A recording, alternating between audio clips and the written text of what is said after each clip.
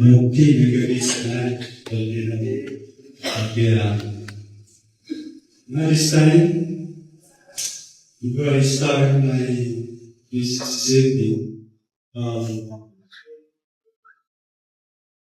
we focus the Word of God in chapter 2, 2 Timothy chapter 4, verse 7. But this is my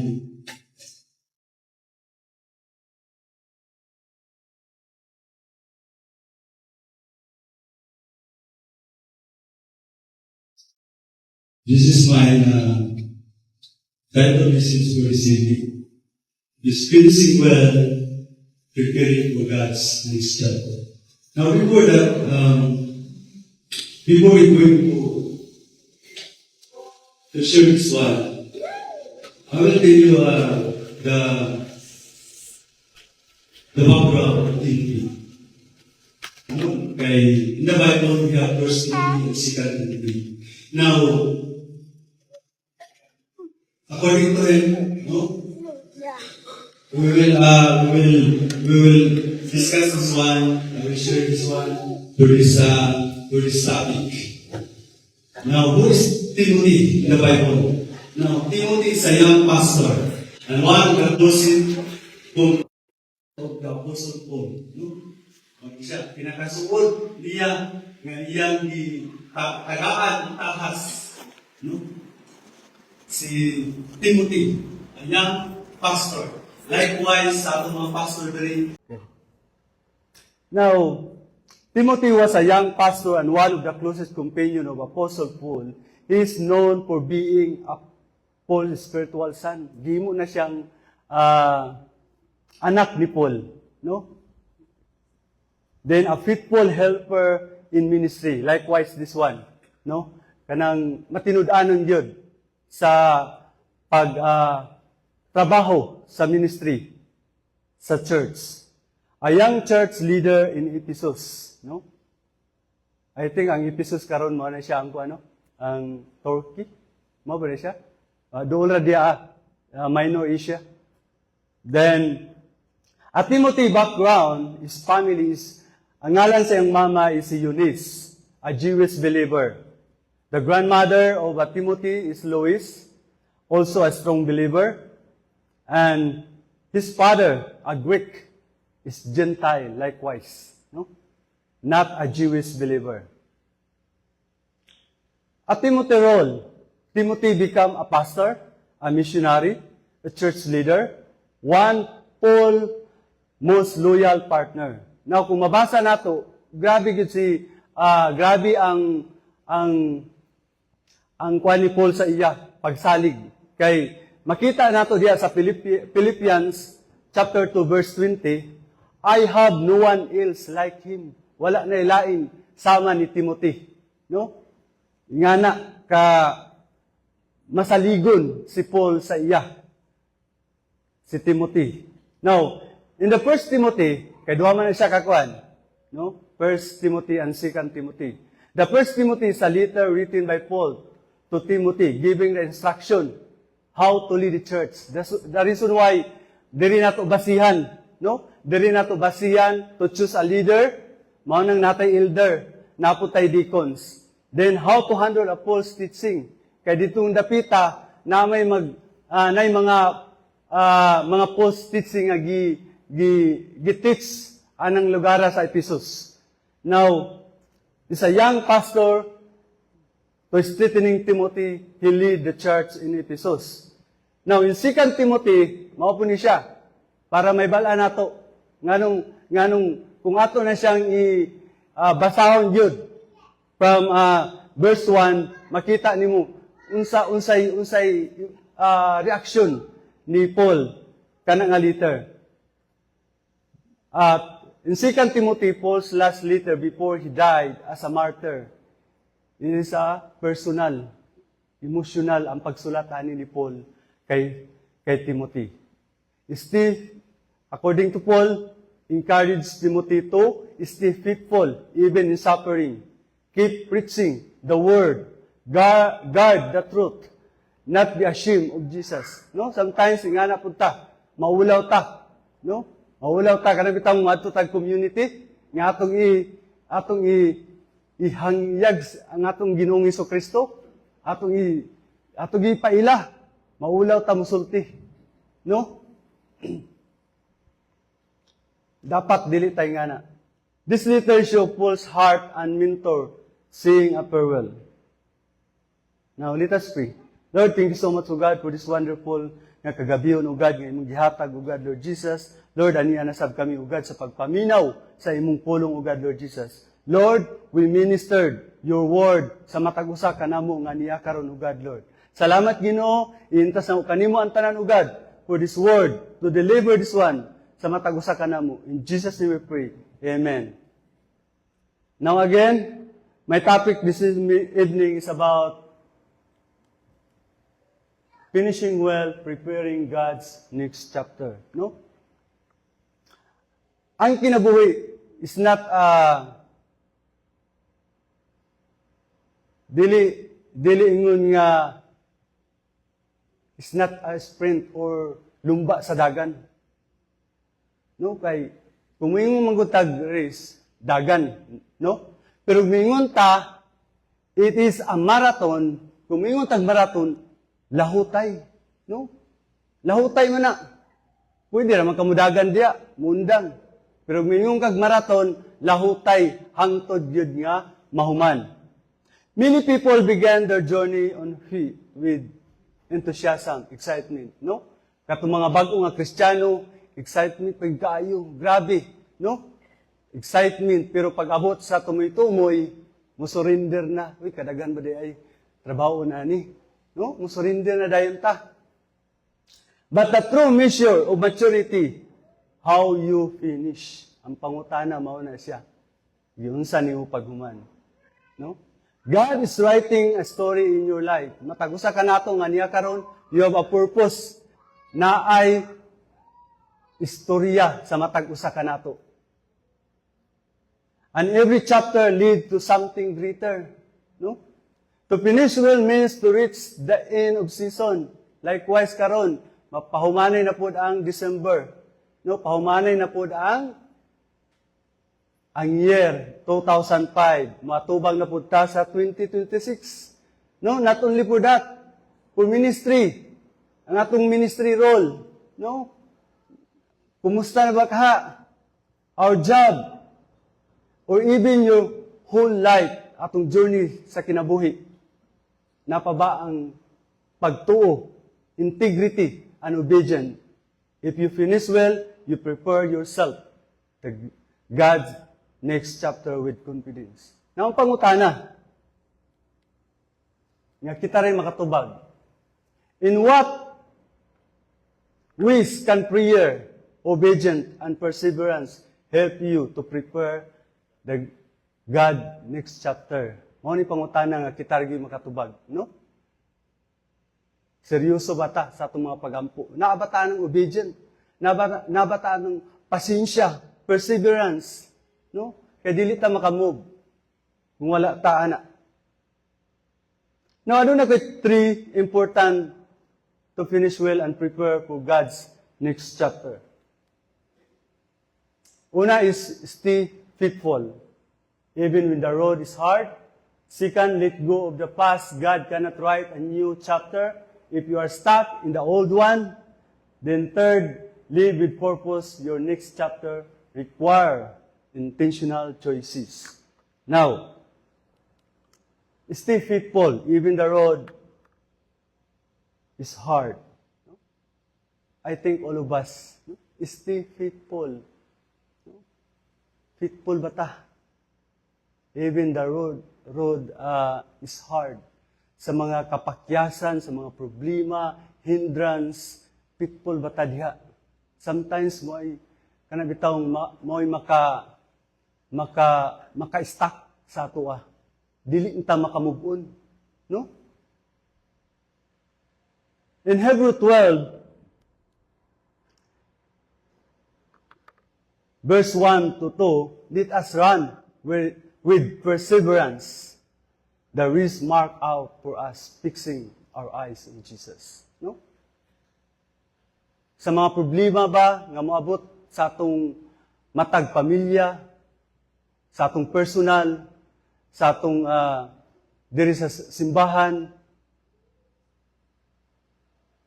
nakamove ba ka? Ang imo bang focus naaba diha sa Ginoo?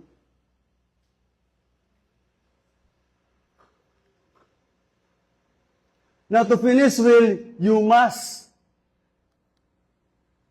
must keep your eyes on Jesus, not on problem.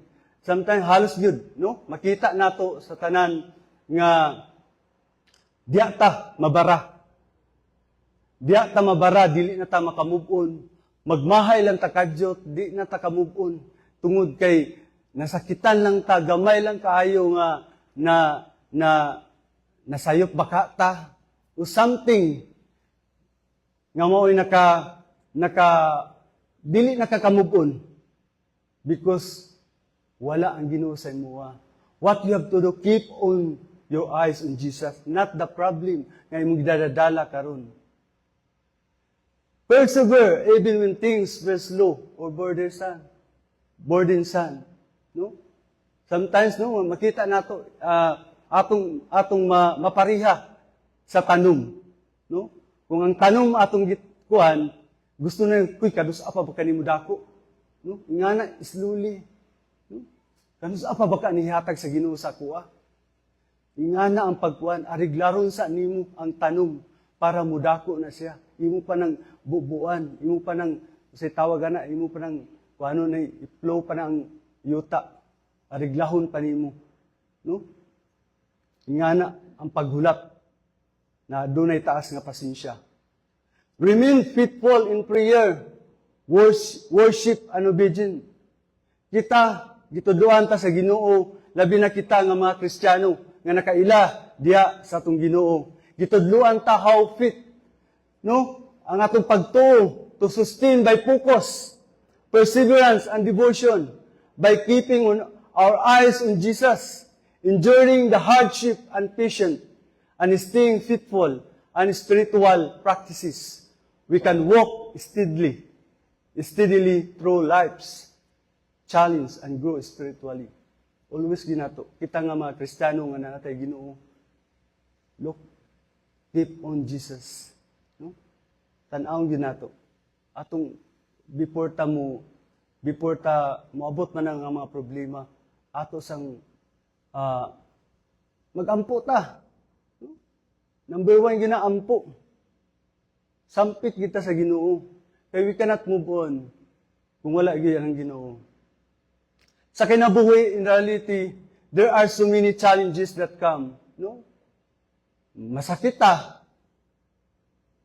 Financial, misunderstanding. Pag masakit ta, di na rin, wag kita kakaunahuna. Ang atong Ginoo na, makabayad ba ka ako diri sa ospital? Kana palang daan. Kanang mga struggle nga gihatag nga atong ma-experience sa matag adlaw.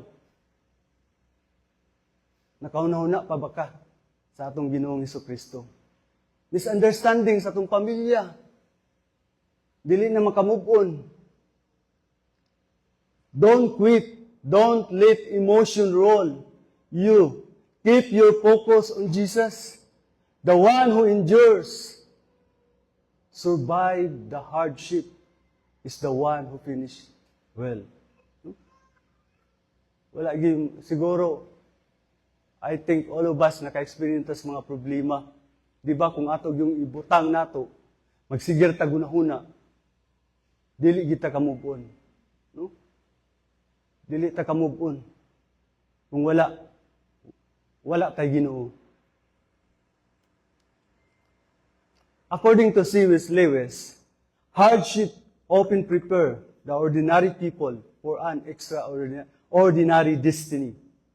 No, encourage us to see trials as shaping us to greater purposes. Everything nga gihatag sa Ginoo nga problema aduna nay purpose. How to be strong, how to stand firm. No? Kay kung dili nimo na siya, kay everyday have a problem. sa kinabuhi nato. Nagyud tay dili gid malikayan. Chika lang gani, problema na rin ka. Nung kung wala kay Ginoo, unsaon na lang ka, no? Kana siya isa part sa atong lakaw diya sa Ginoo. Second is let go of the past. God cannot write a new chapter. You're stuck in the old one. Biyai ang mga problema nga until now imong gihapon gidala hangtod karon wala pag gihapon ka naka-move on. God cannot write your new chapter, di ba? Kung may stuck up man gud ta, kung natay problema, nag-struggle ka, nakay-kaaway sa niagi pa, ipamove day ka sa Ginoo. Wala man ang imong maginahuna ang problema man. Nagmahay ka, nagsilos ka, wala ka ka-move on. Kaya ang imong ginahuna, ang imong problema.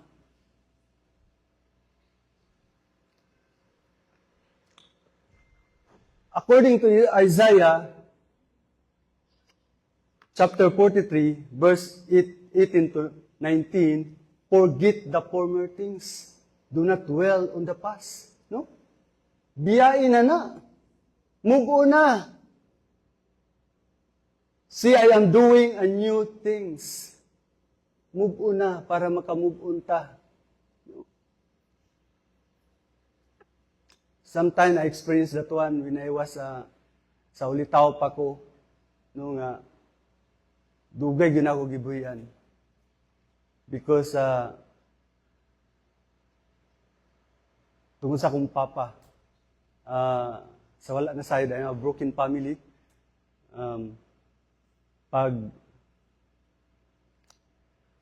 Pagdako pa lang nako, wala na di akong papa. Father na akong nadakan. Then I have hatred. Gusto ko magsundalo. Gusto ko magpulis. But, aya pa na ako na-realize. Nganong dili man ko'y pasundalo? Nganong dili man ko'y papulis? Nga gusto ko kay tungod, aduna ko'y nag-hold sa ako nga problema sa akong kasing-kasing. Once I become a soldier or a police, anay ko sa akong kagalingon, mark my word, putdong yun ako ng isa ka magasin sa imong atubangan. Nga anak ko kakuan, burag, nasakitan ka nga, nganong gipakataw man ko aning kalibutana? Makapangutana ko ana sa Ginoo, but thanks God because dili day tumaw ang plano para sa kuha. Amen. God cannot bring you into the next season if you keep it. No? Dili nyo ka-move on. No? Lisod kayo ang blessing nga maabot sa imuha. Holding onto old hearts, living the past failures, staying guilty, limiting yourself by old thinking. No? Sometimes ingana ta. We cannot move on. Kasi siguro taguna-una sa mga nangagi nga mga problema. Through heart, failure, guilty, limiting beliefs, can trap someone in a cycle of stagnation. Stagnant. Dili nakaka-move on. Bura nakaglamok nga nagpuyo diya sa tubig nga na stagnant na.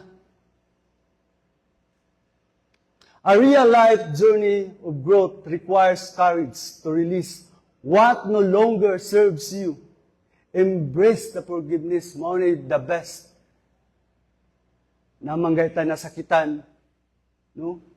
We ask sa forgiveness. Mao na akong gibuhat. Before namatay akong papa, ako pag ito nadala diri sa Rizal. No? Which is nga, I'm so happy nga hagkap na akong kuan sa iya. No? Dili dahil ko pwede ipasundalo. Kaya kung nasundalo po siguro ka itong atay, kay sa tinuod lang, when I was 19 years old, sa una kay Pag sundalo man good, pwede ta mag-apply even you are a high school graduate. No? Kumplito na akong papers kay mag-Marines ko. Niadto na ko kuan, gubanan ko kay tungod na akong uncle is a soldier also. No? Sundalo pod. Siya nag-back up sa ako Pero grabe, wala gyud gitugot sa Ginoo. No? Because God have another purpose in my life. Amen. Sa kinabuhi, forgive those hurt you. Kinanglanan gina siya. No? Release the moments you regret. I-release na siya. Doon sa Ginoo. Learn from mistake. But don't live in them. God wants to start a new chapter, but you must turn the page. According to Nicole Sobon, sometimes the hardest part is not letting go. No, di ba? Nakatry na kita na. Naka-experience na ta. But, learning to start over. No? Katong mga experience nga, katong mga problema, ito siya. No? Kaya kung moabot na siya, dili man tamingon, ay, human ako ani nga problema. Dili na ko tagaan ani. Dili. Every day, sa atong kinabuhi, na ay problema. The reason why gihatag na sa imuha to become strong. No? And the last one. Apit na gutom na rin sila, bro.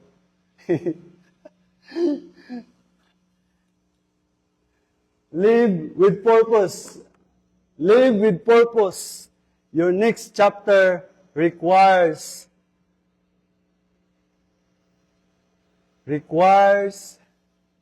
intentional choices. Sige lang, dako sa kong tingog. Now, in Proverbs 16, verse 3, commit to the Lord whatever you do.